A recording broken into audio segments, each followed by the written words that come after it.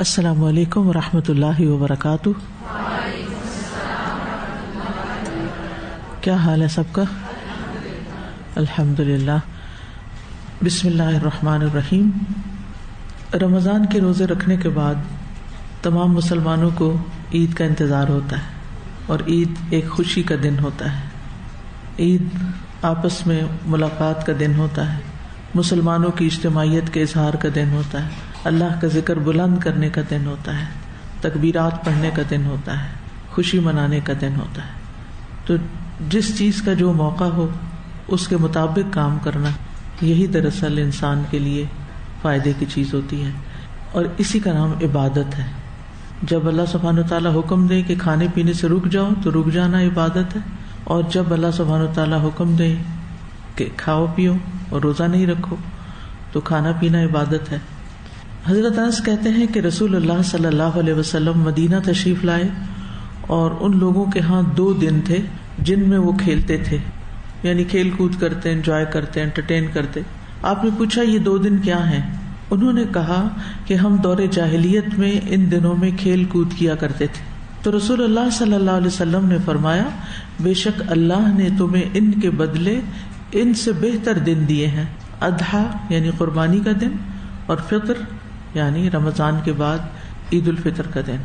تو اس سے پتہ چلتا ہے کہ یہ 2 دن جو اہم ترین عبادات کے بعد آتے ہیں، ایک روزوں کے بعد اور ایک حج کے بعد، یہ ہمارے لیے خوشی کے دن ہیں. مومن کی خوشی اللہ کی رضا میں ہے، اللہ کی عبادت میں ہے، اللہ کی اطاعت میں ہے، اللہ کی خوشی میں ہے، کیونکہ مومن اللہ سے محبت کرتا ہے. تو جس چیز سے اللہ تعالیٰ راضی ہوتا ہے، جس چیز سے اللہ تعالیٰ خوش ہوتا ہے، مومن کے لیے بھی وہی خوشی کی بات ہوتی ہے. لہذا ہم دیکھتے ہیں کہ نبی صلی اللہ علیہ وسلم نے خوشی کے موقع کو بھی بے مقصد نہیں بنایا. آپ کوئی بھی 2 دن رکھ دیتے، لیکن آپ نے عبادات کی تکمیل پر خوشی منانے کے 2 دن مقرر کیے. یعنی سال کے کوئی بھی 2 دن خوشی منانے کے دن ہو سکتے تھے، جیسے اور دیگر قوموں کے پاس ایسے بہت سے مواقع ہوتے ہیں جو کبھی وہ مختلف شخصیتوں کے نام سے یا مختلف مواقع کے اعتبار سے یا انسیڈنٹس کے اعتبار سے وہ دن مقرر کر لیتے ہیں. لیکن ہمارے ہاں جو دن مقرر کیے گئے وہ اللہ تعالیٰ کی عبادت کرنے کے بعد کے دن ہیں. جیسے دنیا میں انسان ساری زندگی ایک روزے سے ہے، تو قیامت کے دن اللہ سے ملاقات کا دن اس کے لیے خوشی کا دن ہوگا، گویا کہ جیسے عید کا دن ہو. عید کے دن بھی مخصوص کاموں کی ہمیں تعلیم دی گئی ہے. یعنی عید کا دن بھی فارغ دن نہیں ہے، بلکہ اس دن بھی کچھ ایسے کام کرنے ہیں جو عبادت شمار ہوتے ہیں. جیسے عید کے لیے جانے سے پہلے غسل کرنا. ایک شخص نے حضرت علی سے غسل کے بارے میں سوال کیا تو انہوں نے فرمایا تم چاہو تو روزانہ غسل کر سکتے ہو. تو اس نے کہا عام غسل نہیں بلکہ خاص غسل کے بارے میں بتائیں. فرمایا جمعہ کے دن، عرفہ کے دن، اضحیٰ کے دن، فطر کے دن یعنی عید الفطر کے موقع پر.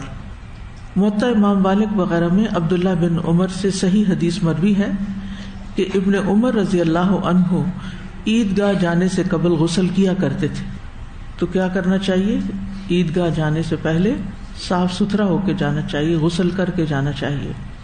امام نووی کہتے ہیں کہ نماز عید کے لیے غسل کے استحباب یعنی مستحب ہونے پر تمام علماء کا اتفاق ہے. عید الفطر کی نماز سے پہلے کچھ نہ کچھ کھا کر جانا چاہیے، اور عید الاضحیٰ میں نماز عید کے بعد کھانا چاہیے. یہ دونوں عیدوں میں ایک فرق ہے کھانے پینے کے اعتبار سے. عید الفطر کی نماز پہ جانے سے پہلے کوئی بھی چیز کھائی جا سکتی ہے، چاہے چند کھجوریں ہی کیوں نہ ہوں. چونکہ کھجوریں میٹھی ہوتی ہیں اور کھجوروں کا ذکر آ گیا تو اس لیے لوگوں نے پھر اس کو میٹھی عید کا نام بھی دیا ہوا ہے، چھوٹی عید اور میٹھی عید. حضرت انس کہتے ہیں کہ رسول اللہ صلی اللہ علیہ وسلم عید الفطر کے روز کھجوریں کھانے سے قبل نماز عید کے لیے نہیں جاتے، یعنی کھجوریں ہی کھاتے تھے کیونکہ وہی ایزیلی اویلیبل تھیں. ہمارے ہاں خواتین بہت اہتمام کرتی ہیں، رات کو جاگ کر شیر خورما بنا کر یا سوئیاں یا کھیر یا حلوہ، یعنی کوئی نہ کوئی میٹھی چیز ضرور بننی ہوتی گھر میں، یا کوئی کیک یا پیسٹری یا کچھ بھی. تو کچھ بھی بنائیں، ہیلدی بنائیں. لیکن نبی صلی اللہ علیہ وسلم کی غذا پھر نیچرل تھی، کھجوریں ان کوکڈ. اور کتنا آسان بھی ہے نا، کہ آپ معمول کے مطابق رات کو سو جائیں آرام سے، اور پھر صبح اٹھ کر آپ نماز وغیرہ پہ جانے سے پہلے کچھ کھجوریں کھا لیں، نماز ادا کریں، لوگوں سے ملیں، اور پھر واپس آ کر سارا دن کوکنگ کریں، کھائیں، کھلائیں، جو بھی کریں۔ نماز عید سے پہلے کچھ کھا کر جانا اس لیے مستحب قرار دیا گیا کہ اس دن روزہ نہ رکھا جائے، اور یہ روزے ختم ہونے کی نشانی ہے۔ فطر کا مطلب ہی کیا ہے؟ افطاری سے ہے نا، یعنی روزہ کھولنا۔ تو عید کے دن بھی صبح کے وقت یعنی فطر روزہ کھول کے جایا جاتا ہے، روزہ رکھ کے نہیں، ایسے ہی خالی منہ نہیں، یعنی بندے منہ نہیں، بلکہ کچھ نہ کچھ کھا کر، اور وہ بھی میٹھا کھا کر۔ ویسے بھی آپ دیکھیے کہ جب بھی کوئی خوشی کا موقع ہوتا ہے تو ہمارے کلچر میں بھی کیا ہے، کیا کھلاتے ہیں؟ ختم قرآن ہو تو مٹھائی تقسیم ہوتی ہے، حالانکہ وہ ہیلدی چیز نہیں ہے، لیکن بس کلچر یہی ہے، اور لوگ شوق سے کھاتے ہیں، اور خاص طور پر مٹھائی جہاں اچھی ملتی ہے وہاں تراویح پڑھنے جاتے ہیں۔ اسی طرح بچے کی پیدائش پہ کیا کرتے ہیں، کوئی نہ کوئی مٹھائی کیک کچھ نہ کچھ تقسیم کرتے ہیں۔ تو کوئی منگنی وغیرہ ہو، کوئی شادی کا موقع ہو، تو لوگ کیا کہتے ہیں، منہ میٹھا کر رہے ہیں۔ ابن حجر نے اس کی تعلیل بیان کرتے ہوئے کہا کہ یہ روزے زیادہ کرنے کا سد باب ہے، یعنی روزے ختم ہیں، اس سے آگے روزہ نہیں ہے، اب اس دن روزہ نہیں رکھا جائے گا، اور اللہ تعالیٰ کے حکم کی اتباع اور پیروی ہے۔ عطا سے مروی ہے، عطا ابن ابی رباح سے، تابعی ہیں، انہوں نے ابن عباس کو یہ فرماتے ہوئے سنا کہ عید الفطر کے دن اگر ممکن ہو کہ صبح نکلنے سے پہلے کچھ کھا پی کر نماز کے لیے نکلو تو ایسا ہی کیا کرو۔ اگر کسی گھر میں کھجور نہیں، کوئی کھانے کی چیز نہیں، تو کوئی بات نہیں، کوئی گناہگار نہیں ہے وہ، لیکن اگر ہے تو پھر اہتمام کرنا چاہیے۔ کہتے ہیں جب سے میں نے ابن عباس سے یہ بات سنی، اس وقت سے میں نے صبح نکلنے سے پہلے کچھ کھانے پینے کا عمل ترک نہیں کیا، یعنی کبھی نہیں چھوڑا، خواہ روٹی کا ایک ٹکڑا کھاؤں، یعنی اگر کھجور نہیں ہے گھر میں، کوئی میٹھا نہیں ہے، تو روٹی کا ٹکڑا، یا دودھ پی لوں یا پانی پی لوں، یعنی اور کچھ نہیں تو پانی پی لوں۔ راوی کہتے ہیں میں نے پوچھا اس کی کیا وجہ ہے، تو عطا نے جواب دیا میرا خیال ہے کہ انہوں نے نبی صلی اللہ علیہ وسلم کو اسی طرح فرماتے ہوئے سنا تھا، اور فرمایا کہ لوگ نماز عید الفطر کے لیے اس وقت نکلتے تھے جب روشنی خوب پھیل چکی ہوتی تھی، اور کہتے تھے کہ ہمیں پہلے ہی کچھ کھا پی لینا چاہیے تاکہ نماز میں جلد بازی سے کام نہ لیں۔ تو اس کی ایک اور وجہ بھی کیا بتائی گی کہ کچھ کھا کر جائیں تاکہ نماز میں جلدی نہ کریں۔ جلدی کیوں؟ کہ اگر رات کا کچھ کھایا ہوا نہیں ہے تو عموماً 30 دن سحری کے وقت کچھ کھانے سے کیا عادت بن جاتی ہے، کچھ کھائے، اس وقت بھوک لگنے لگ جاتی۔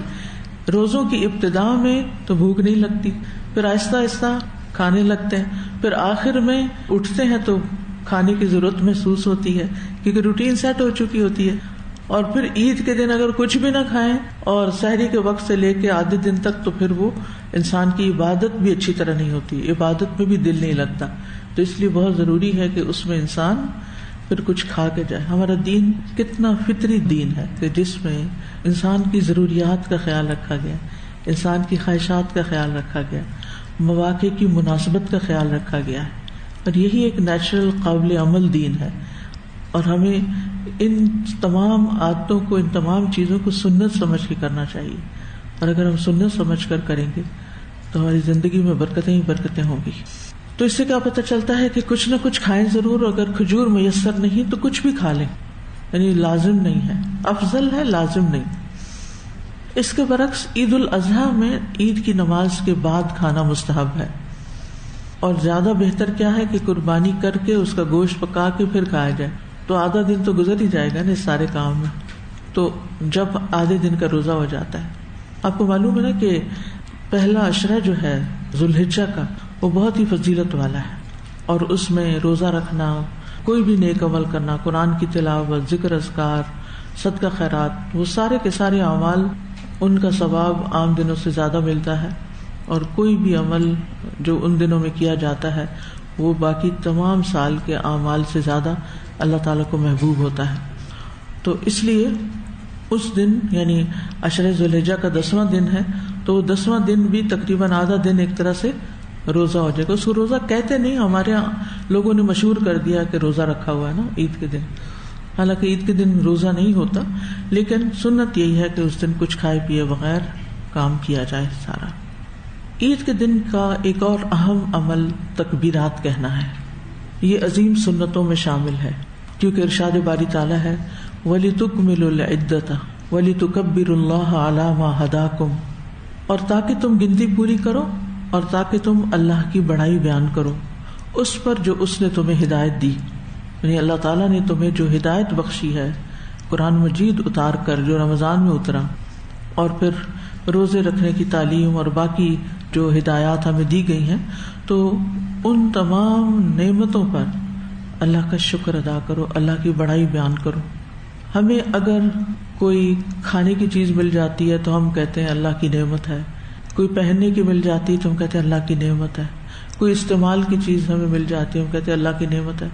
لیکن قرآن کی نعمت ملتی ہے یا ہدایت کی نعمت ملتی ہے یا دین کی نعمت ملتی ہے، کسی نئی سنت کا علم ہوتا ہے یا اس پر عمل کی توفیق ہوتی ہے، تو ہمارے منہ سے کم ہی نکلتا ہے کہ یہ بھی ایک نعمت ہے، یہ بھی اللہ کا فضل ہوا ہے مجھ پر کہ اللہ نے یہ مجھے نعمت عطا کی. عام دنوں کی نسبت الحمدللہ رمضان میں ہم عبادات کی طرف زیادہ متوجہ ہوتے ہیں، اور خاص طور پر قرآن مجید کے ساتھ زیادہ تعلق ہوتا ہے، چاہے اس کی تلاوت ہو، چاہے اس کا فہم ہو، چاہے اس کا سیکھنا ہو، چاہے اس کا سکھانا ہو. ہر شخص کسی نہ کسی بھاگ دوڑ میں لگا ہوا ہوتا ہے. تو ایسی صورت میں جب انسان قرآن مجید کے ساتھ اتنی مضبوطی سے جڑ جاتا ہے رمضان میں، تو بالکل ایسا لگتا ہے جیسے فریش ہو گیا، اس کی روح سیراب ہو گئی ہے. اور اس پر جیسے رمضان کے آخر میں بارش ہوئی ہے تو آج میں دیکھ رہی تھی سارے پودے چمک رہے ہیں، ہر چیز، آسمان صاف ہے، فضا صاف ہے. بالکل ایسی فیلنگ آ رہی تھی کہ جیسے روزہ رکھنے کے بعد انسان کو اپنے اندر کی ایک صفائی محسوس ہوتی ہے، جسمانی طور پر بھی اور روحانی طور پر بھی. تو یہ بھی اللہ تعالیٰ کی بہت بڑی نعمت ہوتی ہے، اور اس پر بھی خوش ہوتا ہے انسان، اور اس خوشی میں انسان اللہ کی بڑائی بیان کرتا ہے. ہماری عبادات میں جو تکبیر ہے یعنی اللہ کی بڑائی ہے وہ بہت اہم ہے. جیسے نماز کے شروع میں بھی ہم اللہ اکبر کرتے ہیں، اور جب نماز ختم ہو جاتی ہے تو اس وقت بھی کیا کرتے ہیں؟ سلام پھیرنے کے بعد کیا کہتے ہیں؟ اللہ اکبر، پھر اللہ کی بڑائی. پھر اسی طرح احرام پہنتے ہیں تو وہاں تکبیرات پڑھتے ہیں، اور بہت سے مواقع پر قربانی کا جانور ذبح کرتے ہیں تو تکبیر پڑھتے ہیں، اور یہاں بھی عید کی نماز کے لیے جاتے ہیں تو تکبیرات پڑھتے ہیں. آپ صلی اللہ علیہ وسلم عید الفطر کے دن نکلتے تو تکبیرات کہتے، یہاں تک کہ نماز کی جگہ پر پہنچ جاتے اور یہاں تک کہ نماز پوری کر لیتے. پھر جب آپ نماز پوری کر لیتے تو تکبیریں منقطع کر دیتے، یعنی ریسٹ آف دا ڈے پھر تکبیرات نہیں ہوتی تھی، صرف صبح کے وقت اور خصوصاً نماز کی طرف جاتے ہوئے.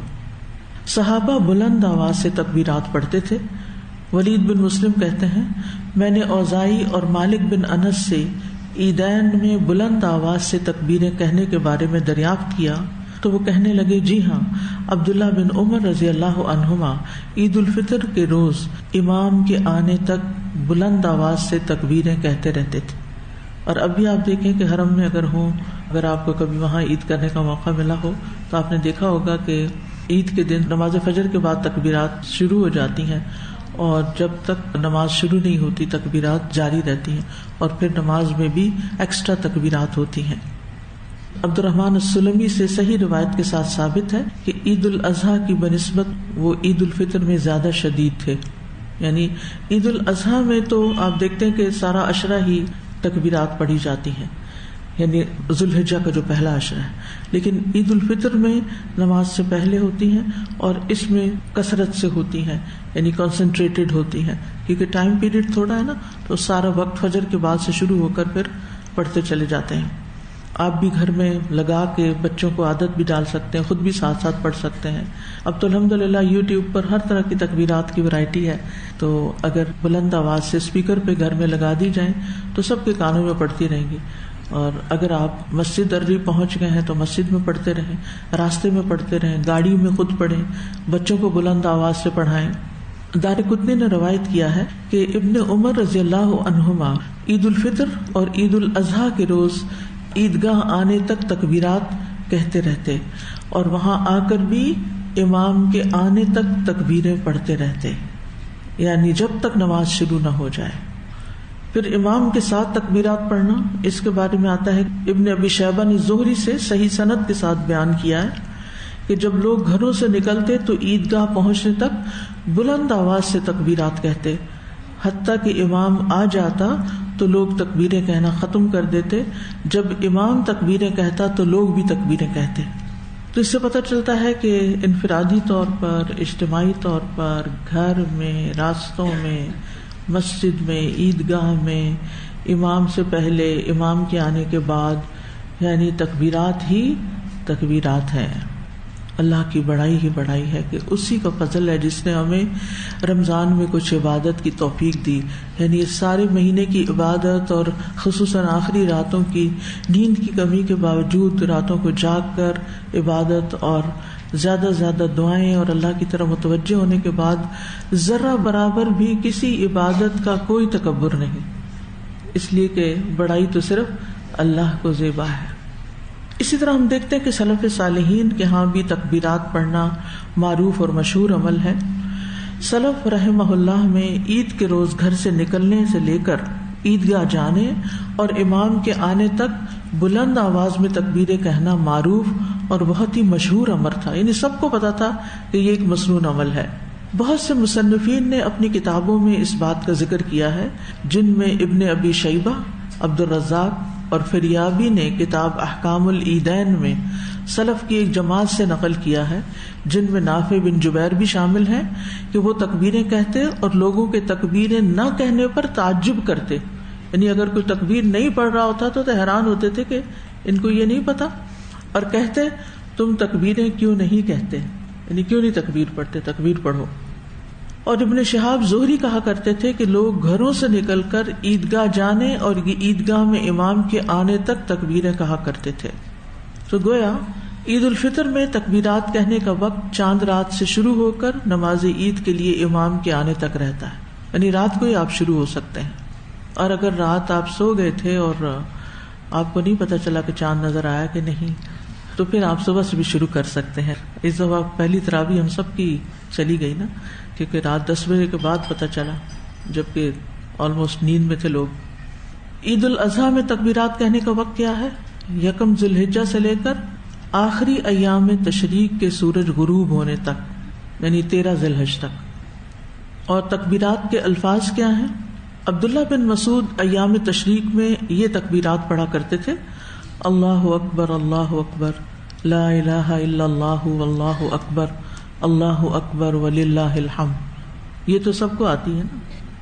اور اسی طرح ابن عباس یہ تکبیرات کہا کرتے تھے: اللہ اکبر کبیرہ، اللہ اکبر کبیرہ، اللہ اکبر و اجل، اللہ اکبر وللہ الحمد۔ اس میں اللہ اکبر و اجل کا لفظ زیادہ ہے۔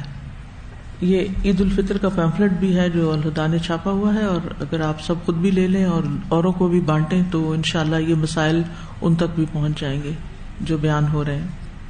پھر ایک دوسرے کو عید کی مبارکباد دینا، یعنی عید کے آداب میں سے ایک ادب کیا ہے کہ ایک دوسرے کو مل کر اچھے الفاظ سے مبارکباد دی جائے، چاہے الفاظ کوئی بھی ہو۔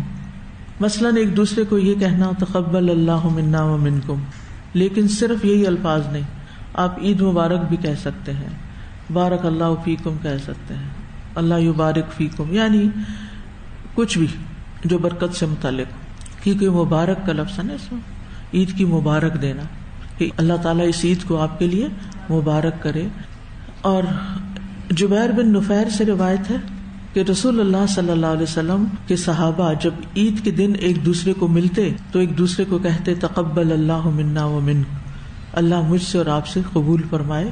یہ افضل اس لیے ہے کہ یہ صحابہ کے الفاظ ہیں، باقی آپ جو بھی چاہیں مبارک کے الفاظ اردو، انگلش، کسی بھی زبان میں دے سکتے ہیں۔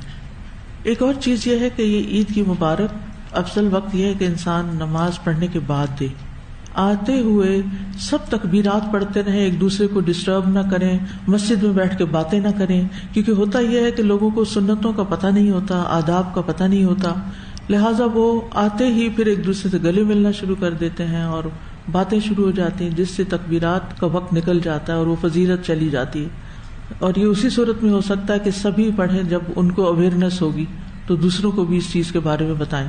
عیدگاہ میں بھی آپ ایک پمفلٹ ساتھ لے جا سکتے ہیں، جو باتیں کر رہے ہیں انہیں کہیں یہ پڑھ لیں، اس کے اندر تکبیرات بھی لکھی ہوئی ہیں۔ پھر یہ ہے کہ عید کے دن سب گھر والوں کو عید کے لیے نکلنا چاہیے. ابن عباس رضی اللہ عنہ سے مرفوعاً روایت ہے کہ آپ صلی اللہ علیہ وسلم اپنی بیٹیوں اور بیویوں کو حکم دیتے کہ وہ عیدین کے لیے نکلا کریں، یعنی ان کو بھی نکلنے کا حکم ہوتا. ام عطیہ کہتی ہیں کہ رسول اللہ صلی اللہ علیہ وسلم نے عید الفطر اور عید الاضحیٰ کے دن پردہ نشین جوان عورتوں اور حائضہ عورتوں کو نکلنے کا حکم دیا، لیکن حائضہ نماز سے علیحدہ رہیں، یعنی صف کے بیچ میں نہ بیٹھیں، پیچھے بیٹھیں اور بھلائی اور مسلمانوں کی دعا میں حاضر ہوں. میں نے عرض کیا یا رسول اللہ صلی اللہ علیہ وسلم، ہم میں سے جس کے پاس جلباب نہ ہو، اس سے کیا پتہ چلتا ہے کہ عیدگاہ میں کیا پہن کے جانا چاہیے؟ خوبصورت خوبصورت کپڑے، غرارے اور لہنگے نہیں، جلباب، بڑی چادر، چاہے سلی ہوئی ہو چاہے ان سلی ہو. تو کسی نے پوچھا کہ اگر کسی کے پاس جلباب ہے نہیں، کبھی گھر سے ایسے نکلے نہیں اور کبھی چادر بھی نہیں الگ سے بنائی، تو آپ نے فرمایا اس کی بہن اپنی چادر اس کو پہنا دے، یعنی مانگ کے لے جاؤ، کسی اور سے لے لو. یہ نہیں کہا اچھا پھر اس کی مجبوری ہے، اگر اس نے چادر نہیں بنائی ہوئی تو وہ چھٹی کرے، جو چاہے پہنے، نہیں، پھر دوسروں سے لے لے، لیکن اس کا اہتمام کرنا چاہیے. اور اس میں آپ دیکھیے کہ واضح حکم آ گیا نا، تو پھر خلاف ورزی نہیں ہونی چاہیے. چھوٹی بچیوں کو بھی آپ جب لے جاتے ہیں عید کے دن، ظاہر سجاتے ہیں، بناتے ہیں، میک اپ کرتے ہیں، تو ان کے اوپر کچھ نہ کچھ چنری، کوئی چیز ان کے اوپر ضرور اوڑے جو بالکل نابالغ چھوٹی بچیاں، تاکہ وہ عید کی نماز کے وقت ایسے منہ اٹھا کے دیکھتے نہ رہیں. کیونکہ میں نے دیکھا بعض لوگ بچیوں کو لے جاتے ہیں عید کا، وہ پیچھے بٹھا دیتے ہیں، یا وہ پاس روتے رہتے ہیں، یا ان کو پتہ نہیں کہ کرنا کیا، پہلے سے ان کی مائنڈ سیٹنگ نہیں ہوتی. تو بچوں سے جو کام کروانا ہو اہیڈ بیفور ٹائم ان کا مائنڈ میک اپ کریں کہ ہم آج یہ کریں گے اور اس میں ایسا اور ایسا ہوگا، پھر اس کے بعد یہ اپنا پلانر، اپنا پروگرام دن کا اپنے قریبی لوگوں کے ساتھ شیئر کر لیا کریں. اس سے کمیونیکیشن اور انڈرسٹینڈنگ اچھی ہوتی ہے، تاکہ دوسرے کو عین وقت پہ جب آپ کچھ کرنے لگے تو اعتراض بھی نہ ہو اور شکایت بھی نہ ہو، پہلے تو تم نے بتایا ہی نہیں، ہمیں تو پتہ ہی نہیں تھا کہ تمہارا یہ پروگرام بنا ہوا ہے. تو خصوصاً جو خواتین ہیں ان کے لیے یہ بہت ضروری ہے، بچوں کے حوالے سے، شوہر کے حوالے سے، گھر کے اندر رہنے والے افراد کے حوالے سے، چاہے گھر میں بزرگ بھی ہوں تو ان کو بھی بتانا چاہیے کہ ہمارا آج کا ڈے پلان یہ ہے. مثلاً آپ اپنے ساس سسر کے ساتھ رہتے ہیں تو یہ نہیں کہ اپنا چپ کر کے خود ہی پلانر بنایا اور خود ہی ایگزیکیوٹ کر لیا اور ان کو خبر ہی نہ ہو، اور وہ منہ دیکھتے رہے کہ پتہ نہیں آج کیا ہو رہا ہے، کہاں جا رہے ہیں. اور اس سے پھر شیطان وسوسے بھی ڈالتا ہے اور دل میں برے برے خیالات بھی ڈالتا ہے، اور اپنے آپ کو ایکسکلوڈیڈ فیل کرتے ہیں. مثلا بزرگ ہیں گھر میں، صبح اٹھتے ہیں نماز کے لیے، آپ ان کو چائے پانی پوچھتے ہیں، اگر زیادہ بوڑھے ہیں، اگر وہ بہتر ہے اپنا کام خود بھی کر لیتے ہیں، تب بھی عادت بنائیے صبح اٹھ کے سب کو سلام کرنے کی. یعنی ایک دفعہ سب گھر والے اٹھنے کے بعد ایک دوسرے کو شکل دکھائیں، سلام کریں. اور اگر آپ مثلا جاب کرتے ہیں اور جلدی گھر سے نکلنا ہے، یا آپ کا کوئی دعوت دین کا کوئی کام ہے اور آپ کو دن میں کہیں نہ کہیں نکل کے جانا ہے، تو گھر والوں کو بتائیں کہ آج میرا یہ اور یہ ٹائم ہے، کھانا ہم اس وقت کھائیں گے، فلاں کام اس وقت کریں گے، تاکہ سب لوگ ایک پیج پر ہوں اور سب پھر ایک دوسرے کا انتظار ہی نہ کرتے رہیں. ورنہ کیا ہوتا ہے اگر مثلا گھر میں ماں ہے اور جوان بچے بغیر بتائے نکل جاتے ہیں تو پھر کیا ہوتا ہے، ماں کو پتہ ہی نہیں ہوتا، اکیلی بیٹھی ٹیبل پہ انتظار کر رہی ہوتی ہے کہ بچے آئیں تو کھانا کھائیں. اور خاص طور پر اگر عید کا دن ہو یا کوئی خاص دن ہو تو اس میں فیملی ری یونین بہت ضروری ہوتی ہے. اور اس میں آپ دیکھیے کہ رمضان ایک بڑا ہی بابرکت مہینہ اس اعتبار سے بھی ہے کہ سحری اور افطاری کے وقت ایٹ لیسٹ فیملی جمع ہو جاتی، اللہ یہ کہ کسی کی جاب یا کسی کا کام ایسا ہے. جہاں عبادات اچھی ہوتی ہیں وہاں یہ حقوق العباد کی روح کو بھی بیدار کرنے کا ایک بہت زبردست طریقہ ہے. پھر اسی طرح یہ ہے کہ بچوں کو بھی عیدگاہ میں لے کر جانا چاہیے، تبھی عورتیں نکل سکیں گی نا. ابن عباس کہتے ہیں کہ ایک دفعہ یوم الفطر یا اضحیٰ کے موقع پر میں نبی صلی اللہ علیہ وسلم کے ہمراہ نکلا تو آپ نے نماز پڑھائی، پھر خطبہ دیا، پھر عورتوں کے پاس آئے اور انہیں واعظ و نصیحت کی اور انہیں صدقہ خیرات کا حکم دیا. یعنی خواتین بھی ضرور جائیں اور خصوصاً اس دن صدقہ بھی کریں، کیونکہ ہم رمضان میں جیب خالی کر چکے ہوتے ہیں تو پھر سمجھتے ہیں کہ عید کا فطرانہ ہو گیا وہی صدقہ کافی ہے. تو وہی کافی نہیں ہے. آپ نے دیکھا ہوگا جب عیدگاہ سے آپ نکلتے ہیں تو بہت سے غریب فقیر مسکین لوگ جو ہیں وہ وہاں مانگ رہے ہوتے ہیں، تو ہم منہ موڑ کے چلے جاتے ہیں، چاہے چھوٹی سی کوئی چیز اور کچھ نہیں، کھجوریں ہی لے جائیں، وہی ایک ایک کسی کے ہاتھ پہ رکھ دیں. صدقہ ضروری تو نہیں کہ پیسوں کا ہی ہو، کسی بھی چیز کا ہو سکتا ہے، لیکن سوال یہ کو خالی ہاتھ نہ موڑے، کچھ نہ کچھ جو بھی میسر ہو دے دیں. ایک اور جگہ پر تفصیل سے یہ حدیث آتی ہے کہ جب نبی صلی اللہ علیہ وسلم نے خواتین کو صدقہ کرنے کا حکم دیا تو انہوں نے اپنی بالیاں اور اپنی انگوٹھیاں اور اپنی پازیبیں جو تھی وہ اس چادر میں جو حضرت بلال نے پھیلائی تھی اس کے اندر پھینکنی شروع کر دی. یعنی جو اس وقت ان کے پاس تھا اسی میں سے صدقہ کر دیا. اور ویسے بھی آپ دیکھیے کہ عید کی نماز عموماً بڑے میدانوں میں ہوتی ہے یا کوئی مارکی بک کی جاتی ہے، یعنی موسم کے اعتبار سے، کیونکہ جب شدید گرمی ہوتی ہے تو باہر نہیں پڑھ سکتے آپ. اب ظاہر ہے کہ جو لوگ بک کرواتے ہیں، یہ ساری فیسلٹیز ارینج کرتے ہیں، اس میں بعض مخیر حضرات اکٹھے ہو جاتے ہیں. بعض اوقات وہ بوجھ چند لوگوں پہ آتا ہے. اگر سارے لوگ مل کے کنٹریبیوٹ کر کے ایسی جگہیں تیار کریں تو اس میں یہ ہے کہ سب کا اجر بھی شامل ہو جائے گا اور ایسے بڑے بڑے کام کرنا آسان بھی ہو جائے گا. تو جہاں بھی آپ نماز پڑھیں، جب میں کینیڈا گئی تو مجھے کسی نے بتایا کہ وہاں پر سکھوں کا گردوارا تھا، تو مجھے ذرا دیکھنے کا ایک شوق بھی تھا کہ مختلف لوگوں کی عبادت گاہیں کیسی ہیں اور کیا کرتے ہیں. تو وہاں پر چونکہ ایک فیسلٹی تھی تو میں نے جا کر دیکھا، تو یعنی بچے، بڑے، عورتیں، بوڑھے، پوری فیملیز جو تھیں وہ آئی ہوئی تھی.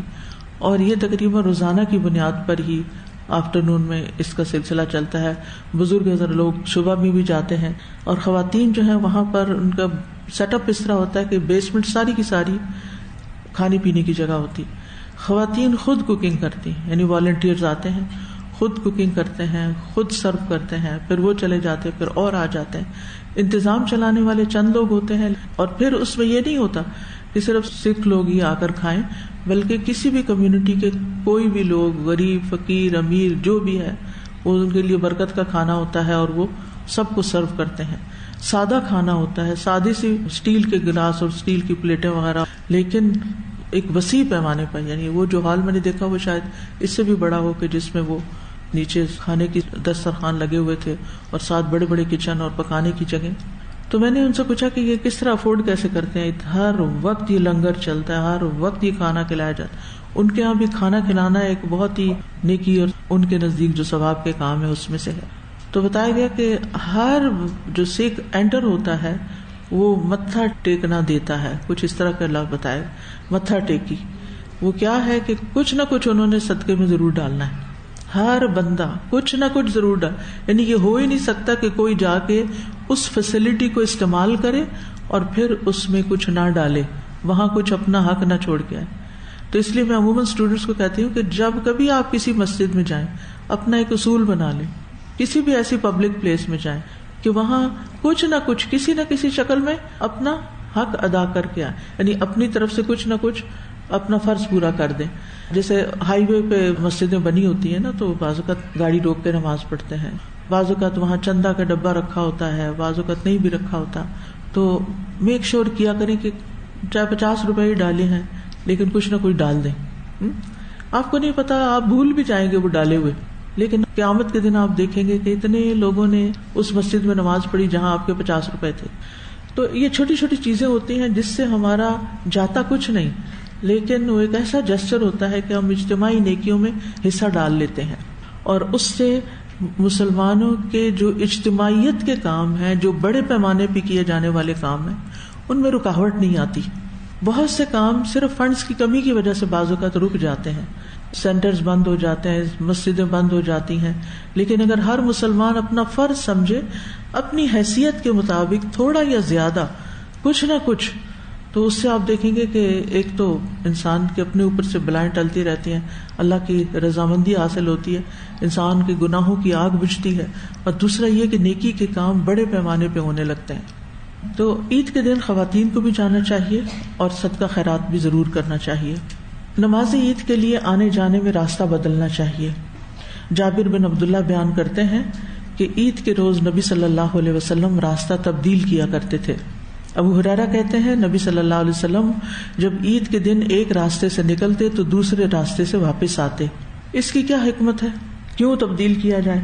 اس کی ایک وجہ تو یہ ہے کہ قیامت کے دن زمین اپنے اوپر ہونے والے خیر اور شر کے عمل کی گواہی دے گی کہ ہم اللہ کے لیے نکلے تھے، اللہ کی بڑائی بلند کرنے کے لیے، اللہ کا شکر ادا کرنے کے لیے، نبی صلی اللہ علیہ وسلم کی سنت پر عمل کرنے کے لیے، اور اس راستے سے، اس زمین کے اس حصے نے ہمارے قدموں کی گواہی دی، اور جب واپس گئے تو ذرا موڑ کاٹ کے دوسری طرف سے گئے تو وہ بھی ایک گواہی ہمارے حق میں لکھی گئی.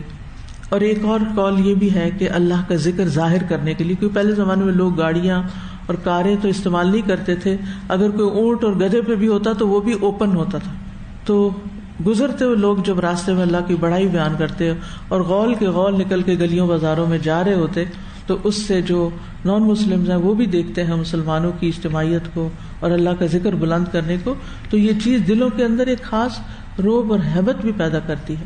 یعنی اجتماعیت ایک ایسی چیز ہے کہ جس کے اپنے ہی کچھ اثرات ہوتے ہیں.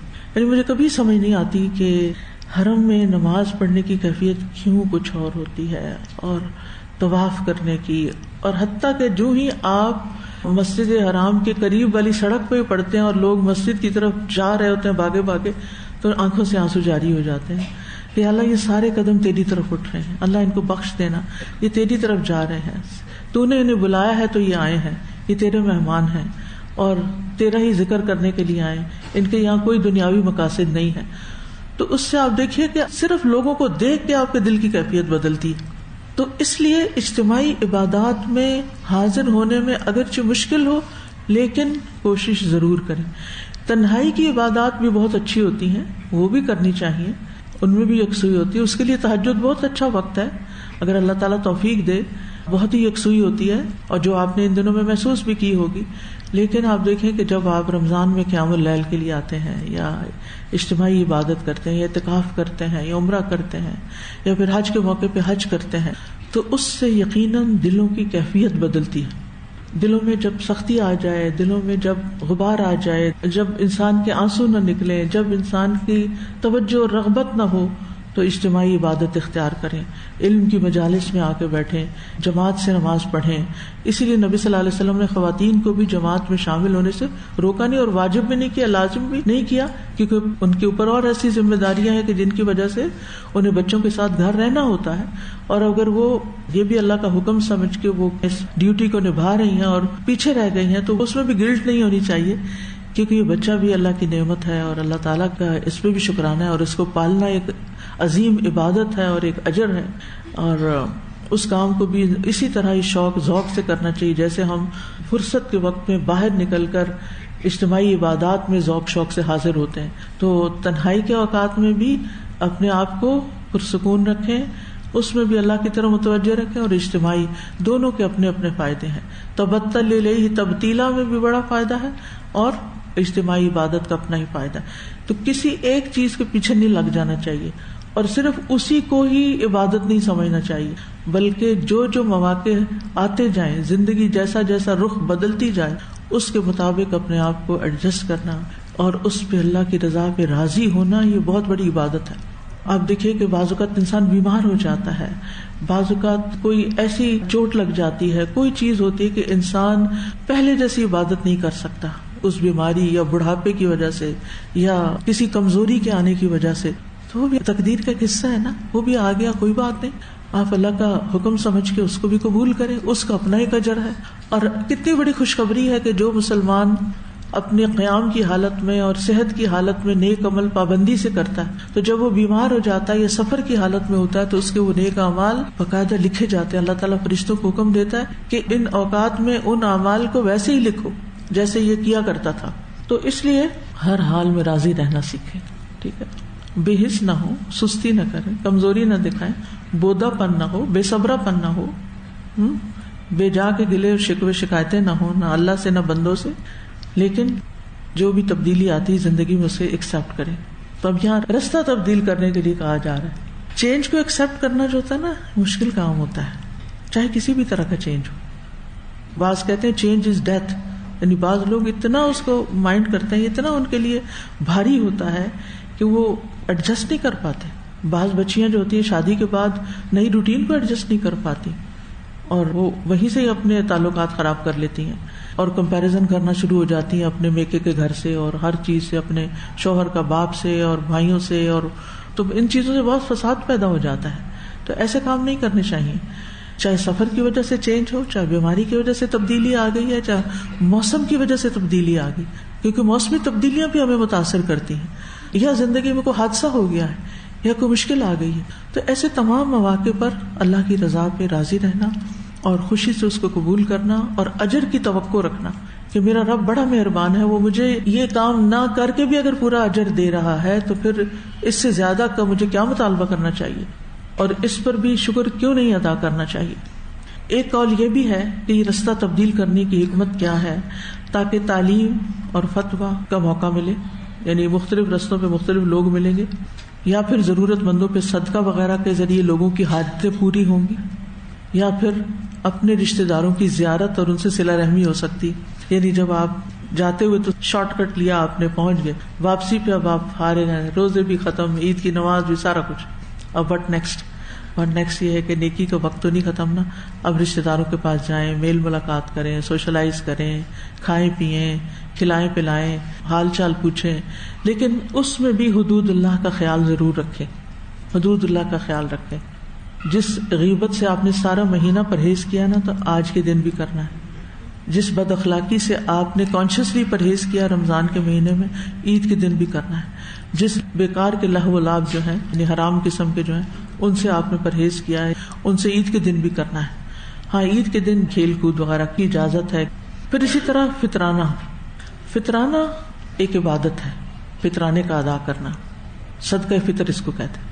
صدقہ فطر عبادات میں سے ایک عبادت ہے اور تقرب کے عظیم اعمال میں سے ایک عمل ہے، اس لیے کہ یہ صدقہ فطر اس روزے کے ساتھ جڑا ہوا ہے جس کو شرف اور عظمت دیتے ہوئے اللہ نے اپنی ذات کی طرف منسوب کیا. یعنی یہ صدقہ دراصل کیا ہے؟ روزوں کا کفارہ. کہ روزے کی حالت میں اگر کوئی اونچ نیچ ہو گئی ہے، کوئی کمی بیشی ہو گئی ہے، کوئی کوتاہی ہو گئی ہے، کوئی غلطی ہو گئی ہے، تو کیا کیا جائے؟ اس کا کفارہ دے دیا جائے صدقہ فطر کی شکل میں. یہ ایک واجبی صدقہ ہے، یہ نفلی صدقہ نہیں بلکہ واجبی صدقہ ہے، جو رمضان کے روزے کے ختم ہونے، یعنی رمضان کے ختم ہونے کے ساتھ عید الفطر کے ہوتے ہی واجب ہو جاتا ہے.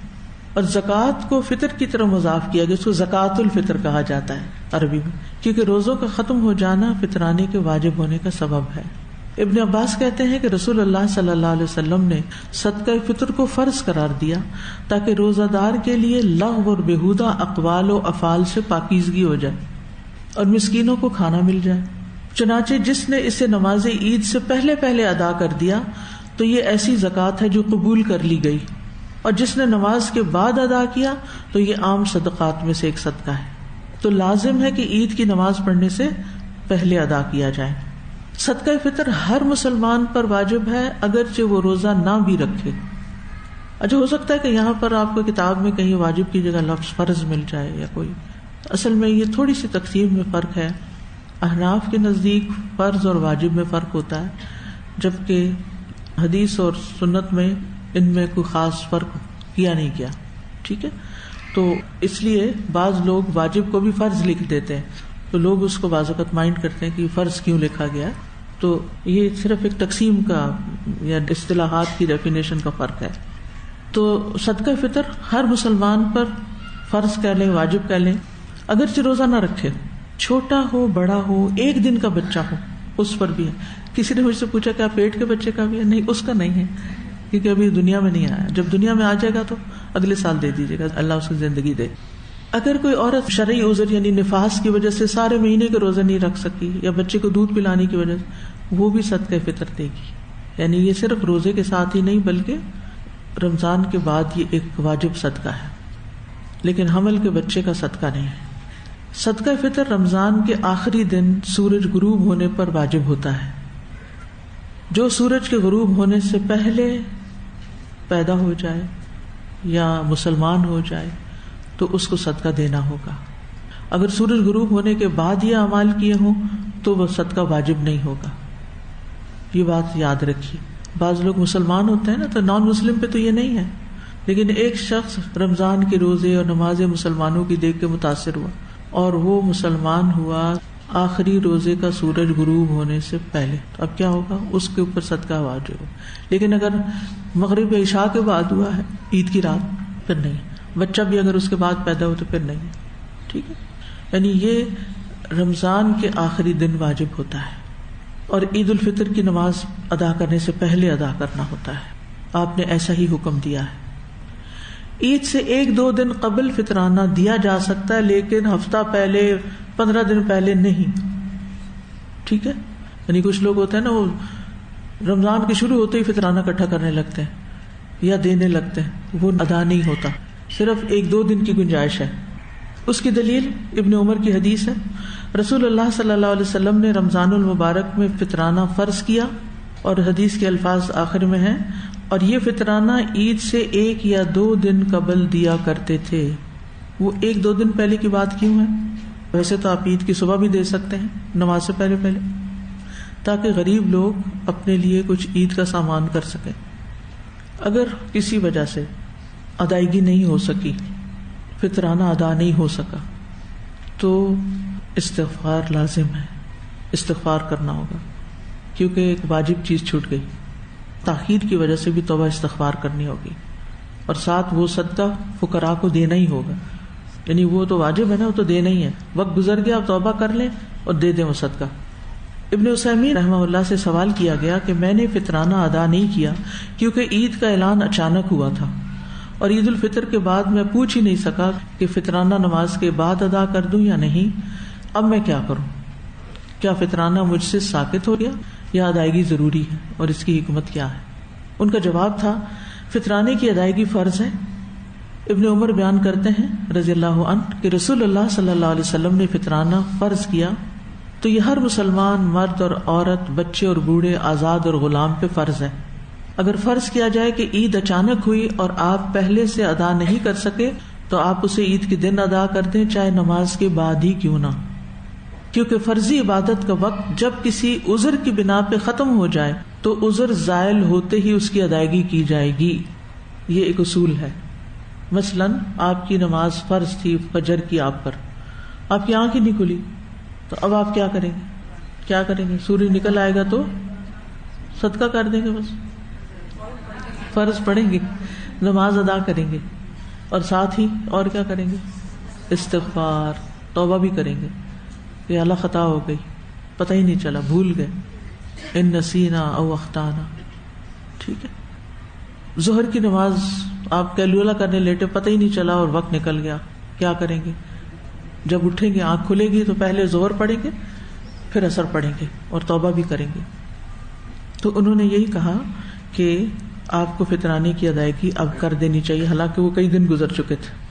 عذر کی بنا پر تاخیر ہونے پر فطرانہ قبول ہوگا یا نہیں، اس کے بارے میں شیخ کہتے ہیں، اگر کسی عذر مثلاً بھولنے کی بنا پر بھول گیا انسان، یا پھر چاند رات کو فقراء نہ ملنے کی وجہ سے، کوئی فقیر ہی نہیں آس پاس، ایسے پوش علاقے میں رہتے ہیں کہ دور دور کوئی نہیں، تو فطرانے کی ادائیگی میں تاخیر ہو گئی، تو فطرانہ قبول ہوگا، چاہے اس نے اسے اپنے مال میں واپس شامل کر دیا یا اسے فقیر اور محتاج کے آنے تک باقی رکھا، یعنی اس کو سنبھال رکھا کہ اب جب موقع ہوگا دے دوں گا. امام مسجد کو چاہیے کہ وہ جمع کردہ فطرانہ فقراء اور ضرورت مندوں کو ادا کر دے، اور اگر اس کے علاقے میں فقراء اور ضرورت مند نہیں ملتے تو پھر کسی اور علاقے اور ملک میں بھیج دے، جہاں ضرورت ہے وہاں بھیج دیا جائے. یعنی اگر آپ کے آس پاس کوئی لینے والا نہیں تو آپ کہیں دور جائیں اور وہاں پر ادا کریں، لیکن دینا ضروری ہے. ہر انسان اپنا اور اپنے زیر کفالت لوگوں کا صدقہ فطر ادا کرے، یعنی اپنا، بیوی کا، بچوں کا، چاہے بیوی کے پاس مال ہو وہ اپنی اولاد کی طرف سے بھی ادا کرے گا جن کی خاص طور پہ شادی نہیں ہوئی. لیکن اگر شادی کے بعد بچے محتاج ہیں، اپنا فطرانہ خود ادا نہیں کر سکتے، تو پیرنٹس کو چاہیے کہ ان کا بھی ادا کر دیں. یعنی محتاج اولاد کا بھی ادا کیا جا سکتا ہے، اور محتاج والدین کا بھی ادا کیا جا سکتا ہے. مثلا آپ کے ساس سسر آپ کے ساتھ رہتے ہیں، وہ کماتے نہیں ہیں، ان کے پاس پیسے نہیں ہیں، لیکن ان کا بھی فطرانہ ہے، تو وہ بھی آپ کو ادا کرنا ہوگا. ماں باپ آپ کے ساتھ ہیں، ان کی طرف سے بھی فطرانہ دے دیں.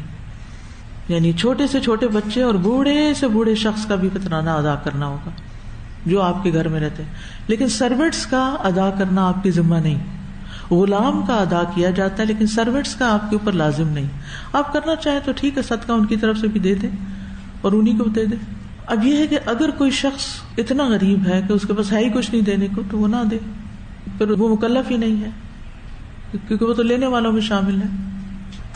اولاد اگر مالدار ہے وہ خود دے سکتی ہے تو بہتر ہے وہ خود اپنا دے.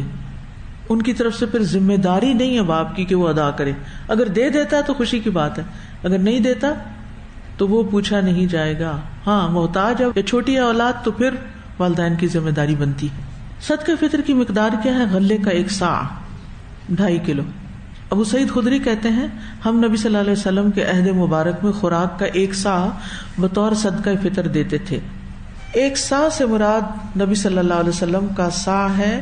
یہ اس آدمی کی ہتھیلیوں کے 4 چلو بنتے ہیں جس کی بناوٹ درمیانے درجے کی ہو. صدقہ فطر کسی بھی کھانے کی چیز میں سے نکالا جا سکتا ہے جو بطور غذا استعمال ہوتی. اب مثلاً ساؤتھ امریکہ میں لوگ مکئی کھاتے ہیں, گندم نہیں. بنگلہ دیش وغیرہ میں لوگ چاول کھاتے ہیں, ٹھیک ہے. کچھ علاقوں میں لوگ آلو کھاتے ہیں یعنی اسٹیپل فوڈ کے طور پر. تو جس علاقے کی جو بھی اسٹیپل فوڈ ہے اس کے مطابق وہ نکالے گا, جیسے گندم, مکی, چاول, لوبیا, مسور کی دال, چنے وغیرہ جو لوگوں کی غذا اور خوراک بن سکے.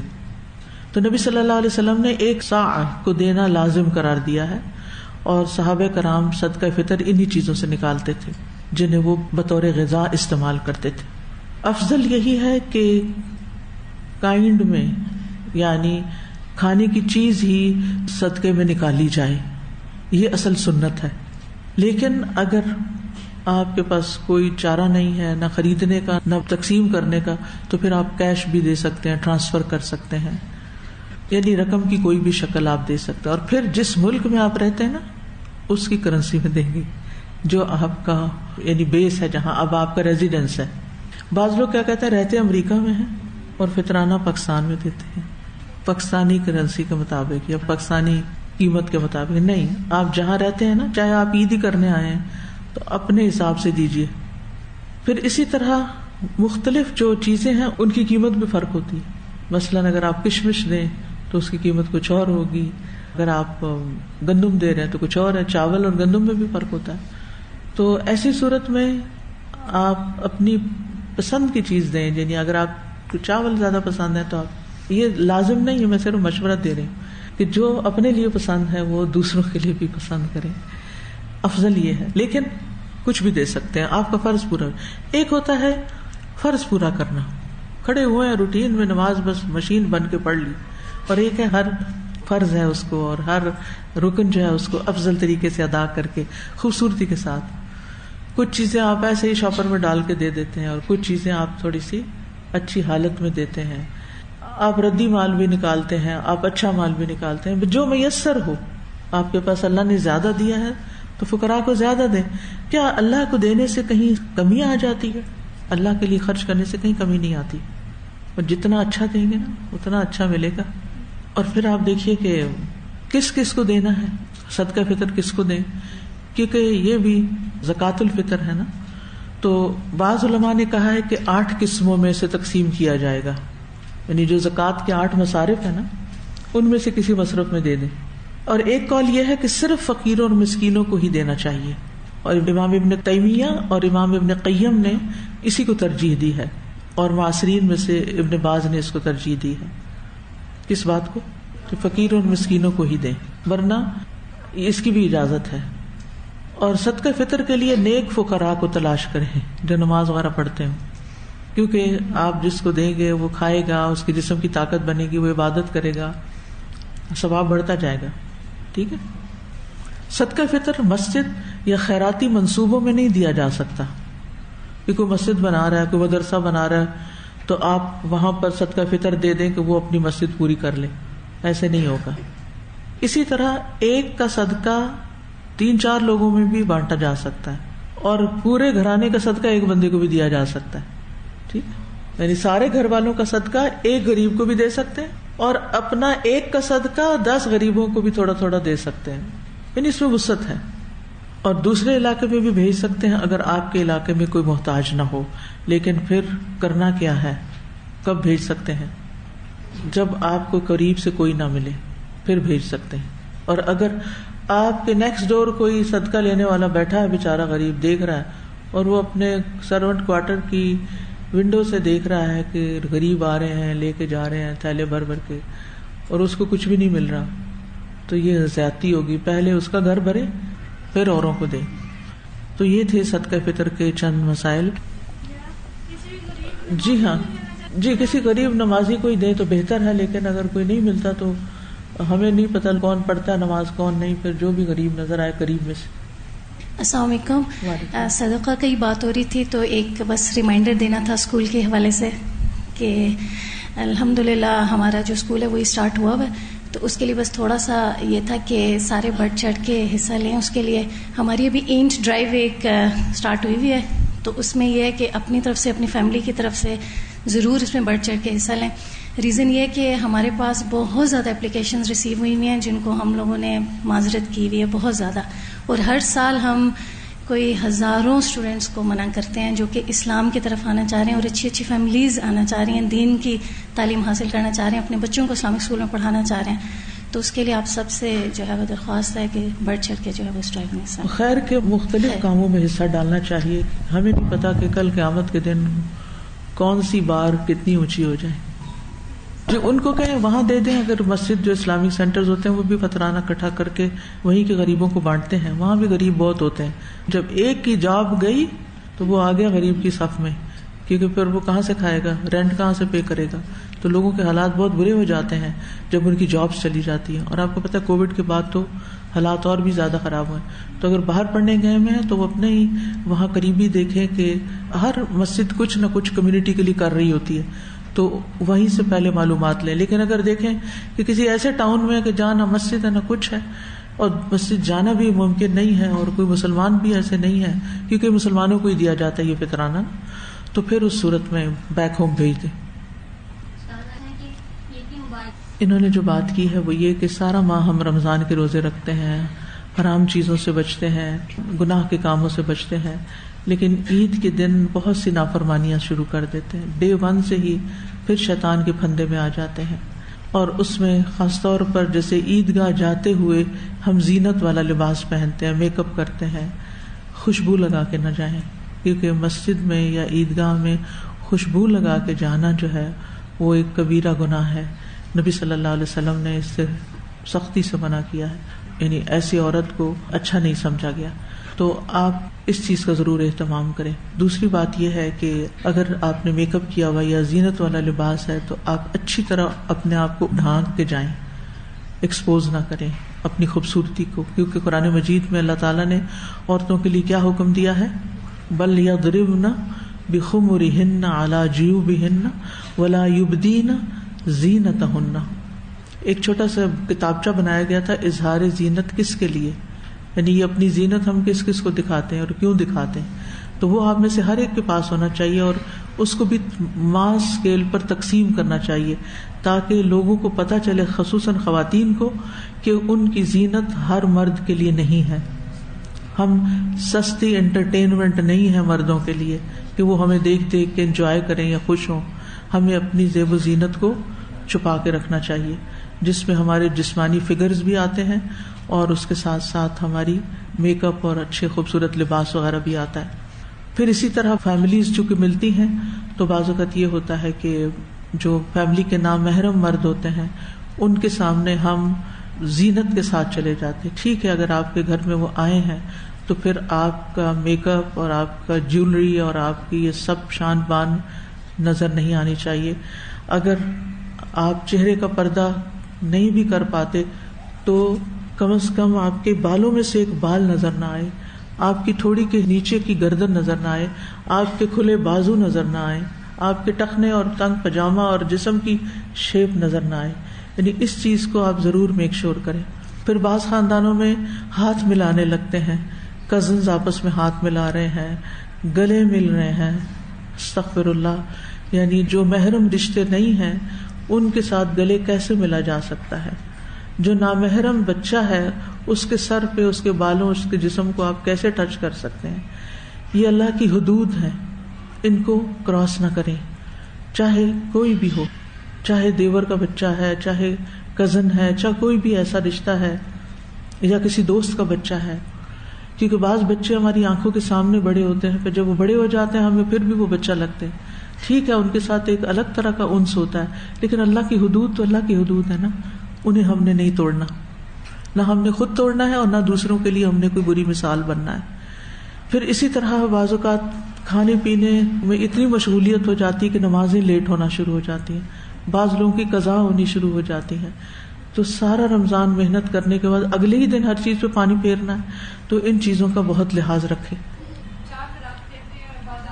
جی ہاں, ینگ بچے خاص طور پر بازاروں میں نکل جاتے ہیں چاند رات کے نام سے, اور پھر وہاں جو کچھ ہوتا ہے اللہ اکبر, مرد حضرات سے خواتین چوڑیاں پہن رہی ہوتی ہیں, مہندیاں لگوا رہی ہوتی ہیں.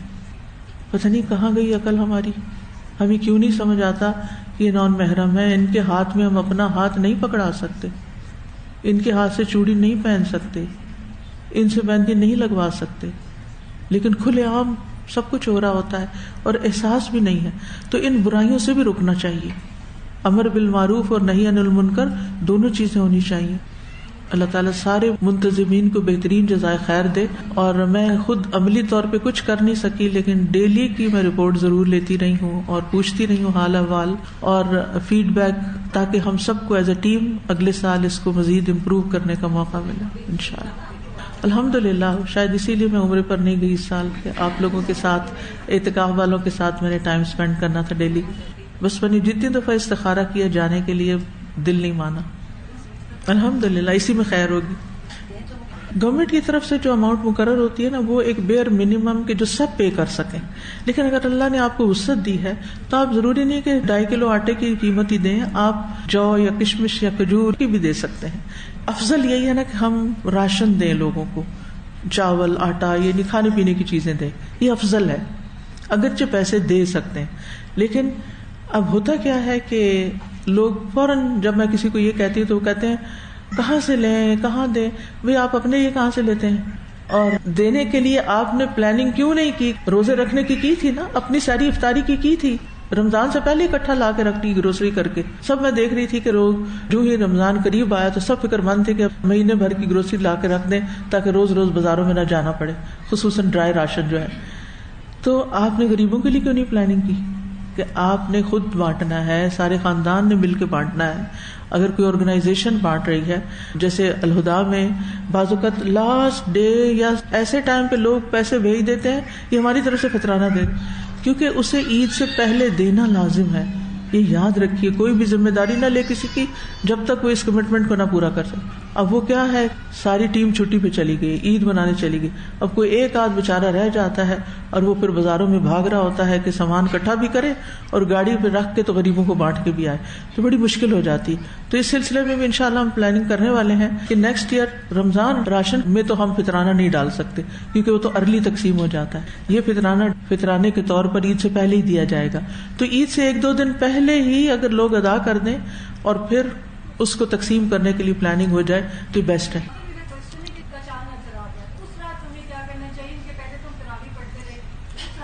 اس رات تہجد پڑھے روٹین کے, اور کوئی خاص عبادت نہیں ہے. اچھا سوال تھا آپ کا, کیونکہ لوگوں نے چاند رات کی عبادتیں بھی بنائی ہوئی ہیں. اس سلسلے میں کوئی چیز اوتھینٹک نہیں ہے, لیکن آپ نے قیام کر کے تہجد کی عادت ڈالی نا, اس کو عید والی رات ختم نہ کر دیں, وہ کریں. فطرانہ صرف 28 کے بعد لیا جا سکتا ہے, دینے والا بھی جب ہی نکالے گا. جی ہاں, پہلے نہیں نکال سکتے, نہیں نکالا جا سکتا. آپ کے روزے ہی نہیں مکمل ہوئے جن کا فطرانہ آپ نے دینا ہے.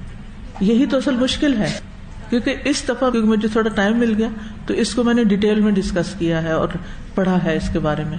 یعنی وہ صرف دیں گے اس وقت, نکالیں گے اس وقت, 2 دن پہلے تک بس نکال سکتے ہیں. اگر ہفتہ پہلے نکالا دوبارہ نکالیں.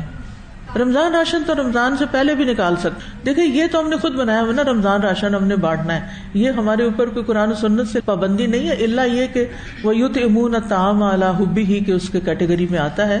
وہ رمضان سے پہلے دیں, آپ رمضان راشن رمضان کے پہلے عشرے میں دیں, دوسرے میں دیں, تیسرے میں دیں, عید کے دن دیں, وہ اس سے کوئی فرق نہیں پڑتا. لیکن جو فطرانہ ہے وہ آپ 28 روزے کو یا 27 میکسیمم, کیونکہ 29 کے بھی روزے پورے ہو سکتے ہیں, تو 1-2 دن پہلے ہی نکال سکتے ہیں. اب دوبارہ دے دینا, کیا فرق پڑتا ہے. یہ بھی ایک اور غلط فہمی ہے کہ زکوٰۃ میں ایڈجسٹ کریں گے. زکوٰۃ میں آپ نہیں ایڈجسٹ کر سکتے. ایک بات زکوٰۃ کے معاملے میں یاد رکھیے, زکوٰۃ سال گزرنے پر دی جاتی ہے, مثلاً آپ کی زکوٰۃ ذوالحجہ میں ڈیو ہے، آپ دے رہے ہیں رمضان میں، رمضان اور ذوالحجہ کے بیچ میں ڈالر کی قیمت ڈبل ہو گئی، مثلا اللہ نہ کرے، لیکن ہو گئی. اب آپ نے $10,000 سیو کر کے رکھے ہوئے تھے جن پہ آپ نے زکوٰۃ دینی تھی، آپ تو پہلے ہی دے کے رمضان میں فارغ ہو گئے، اور یہ جو بعد کے مہینے ابھی رہتے تھے جب ڈیو ڈیٹ پہ آپ کی زکوٰۃ تو کچھ اور بنتی تھی، وہ آپ نے مارجن پے ہی نہیں کیا کہ میں تو دے چکی ہوں رمضان میں، ارلی دے چکی ہوں.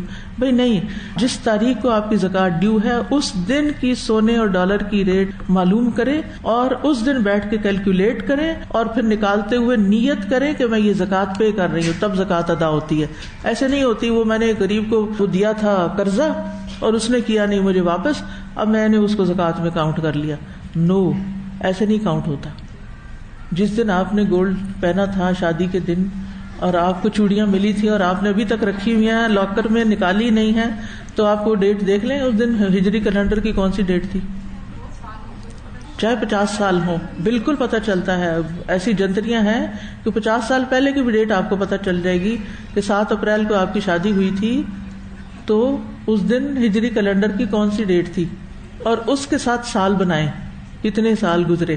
ایک اصول یاد رکھیے، جو چیزیں فرض ہیں نا، فرض جن کی ادائیگی فرض ہے، جیسے نماز ہے، روزہ ہے، زکوٰۃ ہے، حج ہے، صدقہ فطر کی ادائیگی ہے، ان میں منمانیاں نہیں کر سکتے ہم کہ اپنی طرف سے چیزوں کو آگے پیچھے کر دیں. ان کے کچھ اصول ہیں، کچھ شرائط ہیں، ارکان ہیں، ان کو پورا کر کے آپ کو کرنا ہوگا. ٹھیک ہے؟ دیکھیں آج کل حالات ایسے ہیں، ہر دن ریٹ چینج ہو رہا ہے، اور اگر آپ کے پاس اللہ کا دیا ہوا بہت ہے تو ہزاروں کا فرق پڑتا ہے.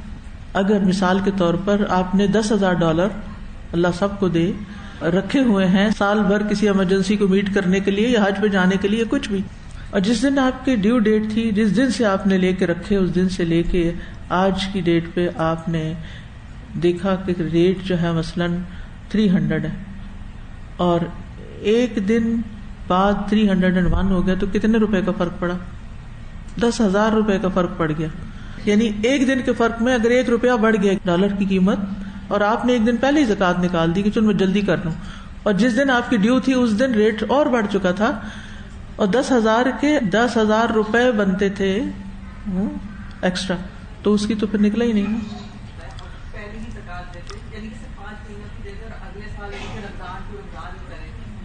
ایسے نہیں ہو سکتا.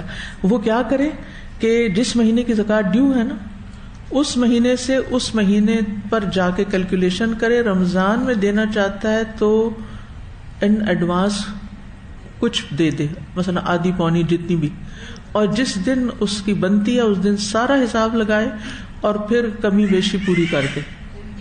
سال پورا ہونا شرط ہے اس میں. ہر ایک کا الگ الگ نصاب ہے. جیسے گائے کا الگ ہے، بکریوں کا الگ ہے، اونٹوں کا الگ ہے. اب یہ نہیں ہو سکتا کہ کچھ گائے ہیں، کچھ بھینسیں ہیں، کچھ بکریاں، سب کو ملا کے ایک نصاب بنا لیں. تو تھوڑی سی چاندی ہے، تھوڑا سا سونا ہے، تھوڑے سے پیسے ہیں، ان کو ملا لیں. نہیں، ہر ایک کا الگ بنے گا نصاب. عید کی گیٹ ٹوگیدر میں رمضان کیسے گزرا اس کو شیئر کریں آپس میں، اور ان سے بھی پوچھیں. دیکھیں بعض اوقات پتہ کیا ہوتا ہے، فیملی اکٹھی ہوئی نا، عورتیں گزگی پکانے، بچے شور مچانے، اور مرد سیاست پہ بات کریں. عید منائی جا رہی، کیا عید ہے یہ؟ ٹھیک ہے، پکانے کا وقت چاہیے، پکا لیں، پکا کے رکھ لیں، پھر بچوں کو بھی بلائیں، مردوں کو بھی بلائیں، سب کو بٹھائیں، اور سب بیٹھ کے ایک ایک بات کرے. آپ کے روزے کیسے گزرے، آپ نے کیا کیا، آپ کو کیا اچھا لگا، آپ کو، یعنی سارے ایک اجتماعی بات کریں. افسوس یہ کہ ہم کسی بھی شادی پارٹی دعوت کہیں بھی جاتے ہیں نا، 2 بندے 3 بندے، وہ یہ بحث کر رہے، وہ باتیں کر رہے، وہ باتیں، کچھ پتہ نہیں چلتا کہ کیا کرنے گئے تھے اور کیا کر کے آئے.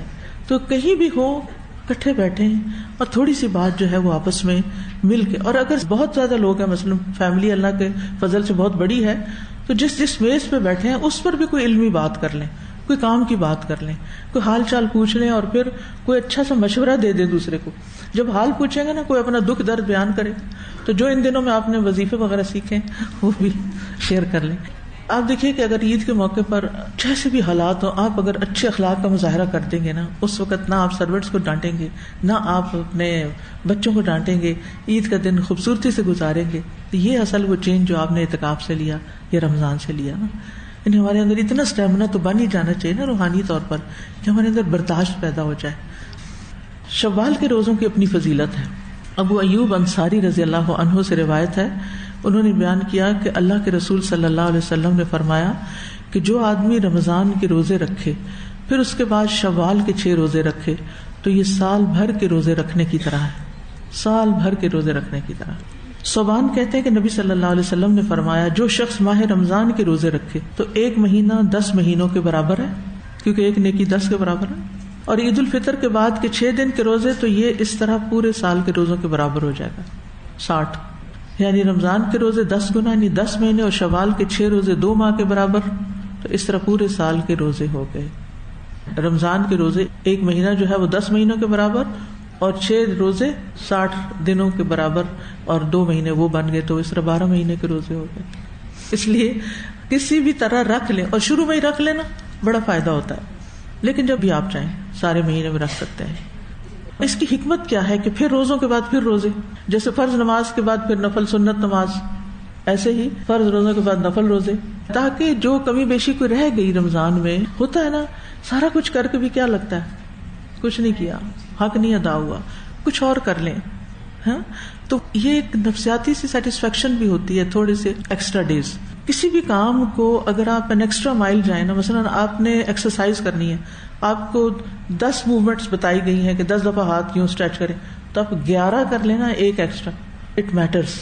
تو کسی بھی کام میں آگے جانے کے لیے, دنیا کے کام میں ذرا ایکسٹرا آپ کر لینا. تو دین کے کام میں آپ اپنی طرف سے ایکسٹرا نہیں کر سکتے, الا یہ کہ جو نوافل کی شکل میں بتایا گیا بس وہی ایکسٹرا کر سکتے ہیں. تو اس سے یہ ہے کہ آپ اپنے نفس کے خلاف جاتے ہیں اور آپ اپنے نفس کو کنٹرول کر سکتے ہیں. تو ہر فرض کے بعد, جیسے جو حج ہے اس کے ساتھ عمرہ ہے, ساتھ ہی ایک ہی سفر میں دونوں کر دیے گئے ہیں. نماز کے ساتھ بھی نوافل ہیں, روزے کے ساتھ بھی ہیں, زکوٰۃ کے علاوہ بھی صدقات ہیں. ایک حدیث میں آتا ہے نا, مال میں زکوٰۃ کے علاوہ بھی حق ہے. اب سوال یہ پیدا ہوتا ہے کہ شوال کا مہینہ ہی کیوں؟ کیونکہ ابھی لوگ مانوس ہوتے ہیں نا روزوں سے, اور شوال میں روزے رکھنا آسان ہوتا ہے. اور یہ بالکل سچی بات ہے, جتنا مجھے آسان شوال میں روزے رکھنا لگتا ہے باقی مہینوں میں نہیں لگتا. باقی مہینوں میں دور ہو جاتے ہیں نا اس سے, تو پھر مشکل ہو جاتی. اچھا, ایک سوال یہ کیا جاتا ہے کہ کیا یہ مسلسل 6 روزے ہم رکھیں, یا ہم ایک دن رکھ کے پھر ایک دن نہ رکھیں, یا ہم ہر پیر جمعرات کا رکھ لیں, یا ہم ایام بیض کے روزوں میں رکھ لیں. تسلسل شرط نہیں ہے, لیکن اگر کوئی تسلسل سے رکھ لیتا ہے تو بہت اچھا ہے, کوئی حرج نہیں. مگر جتنا جلدی کر لینا اتنا ہی بہتر ہے. بعض لوگ آخری دن ڈر رہے ہوتے ہیں ہے کنچار نہ نکل آئے, میرا ایک روزہ رہتا ہے, تو وہ شک میں پڑنے کی بجائے بہتر ہے پہلے رکھ لیں. اب ایک اور بڑا ہی ہاٹ کوشچن ہوتا ہے, وہ کیا قضا روزے پہلے رکھنے ہیں, پیریڈز والے روزے پہلے رکھنے ہیں, یا پھر شوال کے روزے پہلے رکھنے. اصل حکم تو یہی ہے کہ پہلے قضا پوری کی جائے, کیونکہ رسول اللہ صلی اللہ علیہ وسلم نے فرمایا جس نے رمضان المبارک کے روزے رکھے, رمضان پورا کر لیا, رمضان کے اندر چھوٹ گئے تو بعد میں بھی پورے کر لیے, اس کے بعد شوال کے روزے رکھے. یہ حدیث میں آتا ہے, گویا اس نے سارے سال کے روزے رکھے. تو اس سے کیا پتہ چلتا ہے کہ رمضان میں اگر روزے قضا ہو گئے ہیں تو پہلے قضا رکھیں اور پھر شوال کے رکھیں. لیکن اگر کوئی مجبوری ہو, مثلاً ایک خاتون ہے, اس نے شوال کے رکھنے ہیں, اس نے قضا بھی رکھنے ہیں, اس کو پھر پیریڈز بھی آ جانے, اس کے پاس کتنی آپشن باقی رہ جاتی. اللہ تعالیٰ دیکھتا ہے نا ہمارے حالات, تو پہلے شوال پورا کر لیں اور باقی قضا بعد میں رکھ لیں. کیونکہ حضرت عائشہ کے بارے میں ملتا ہے نا کہ وہ شعبان میں جا کے پورے کر پاتی تھی کچھ مصروفیات کی بنا پر. لیکن آپ یہ نہیں کر سکتے کہ شوال میں جو روزے 6 نہیں رکھ سکے تو آپ ذوالقعدہ میں قضا رکھیں شوال کی, یہ نہیں ہو سکتا. ذوالقعدہ ایک پھر حرمت والا مہینہ ہے, اس میں آپ الگ سے پھر روزے رکھیں. اب مثلا کسی نے 4 روزے رکھے شوال میں اور 2 رہ گئے اس کے مجبوری یا عذر کی وجہ سے, تو جتنے آپ نے رکھے اتنا ثواب آپ کو مل جائے گا. اور اگر کوئی عذر یا بیماری کی وجہ سے آپ نہیں رکھ سکے تو حدیث ہے جب بندہ بیمار ہو جاتا ہے یا سفر میں چلا جاتا ہے تو اللہ سبحانہ و تعالیٰ اس کے لیے وہی عمل لکھتا ہے جو وہ مقیم ہونے کی حالت میں, تندرست ہونے کی حالت میں کیا کرتا تھا. ایک اور سوال کیا جاتا ہے, کیا شوال کے روزے کو فرض روزے کی قضا کی نیت کے ساتھ جمع کیا جا سکتا ہے؟ یعنی آپ قضا بھی رکھیں اور شوال بھی دونوں اکٹھے کر لیں؟ نہیں, یہ نہیں کر سکتے آپ, کیونکہ ایک اصول ہے عبادات میں فرض اور نفل کٹھا ادا نہیں ہوتا. یہ بس یاد رکھیں تو ہر چیز آسان ہو جائے گی. یعنی آپ رمضان کے روزوں میں نفلی نیت نہیں ساتھ کر سکتے. کوئی رمضان کے فرض ہی ہیں, شوال کے نفلی ہیں تو وہ نفلی ہیں, قضا نہیں ساتھ دے سکتے. ٹھیک ہے, نفل اور فرض یا جو ایسی عبادت ہے جس کی خاص الگ سے ثواب ہے اس کو اکٹھا نہیں آپ کریں گے فرض کے ساتھ. ایام 20 کے روزوں کو کیا ہم شوال کے ساتھ اکٹھا کر سکتے ہیں؟ جی ہاں کر سکتے ہیں, کیونکہ وہ دن کے اعتبار سے نا کہ ان دنوں میں روزہ رکھنا زیادہ بہتر ہے. اسی طرح پیر و جمعرات کا روزہ بھی افضل ہے باقی دنوں کی نسبت. تو اب مثلاً آپ کوئی فرض ادا کر رہے ہیں تو نفل آپ کا ساقط ہو جاتا ہے. جیسے آپ مسجد میں داخل ہوتے تحیۃ المسجد آپ نے پڑھنے تھے لیکن امام نے فرض شروع کر دیے, آپ ڈائریکٹ فرض شروع کر دیں گے تو آپ کی تحیۃ المسجد ساقط ہو گئی. وآخر دعوانا ان الحمد للہ رب العالمین. سبحانک اللہم وبحمدک اشہد ان لا الہ الا انت استغفرک واتوب الیک. السلام علیکم ورحمۃ اللہ وبرکاتہ.